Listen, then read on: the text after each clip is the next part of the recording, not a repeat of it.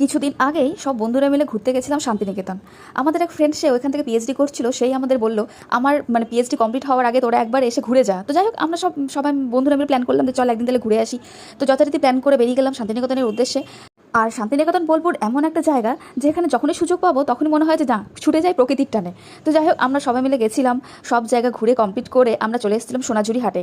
কিন্তু মেন ব্যাপার হচ্ছে সোনাঝুরি হাট শনি রবিবার দিনটাই জোরালো হয়, মানে সেই দিনটাই বেশি ভিড় হয়। কিন্তু আমরা গেছিলাম অন্য ডেটে, যাতে আমরা ভিড়টা না পাই। তো তোমরা যারা মানে বোলপুর প্ল্যান করছো তারা অবশ্যই শনি রবিবার দিনটাই যাবে। সোনাঝুরি হাটে বিভিন্ন রকমের দোকান তো রয়েছেই, তার পাশাপাশি মেন আকর্ষণ হচ্ছে এই আদিবাসী নৃত্য। এই সুন্দর মুহূর্তটাকে স্মরণীয় করে রাখার জন্য ধামসা মাদলের তালে আমরাও তাল মিলিয়ে নিলাম।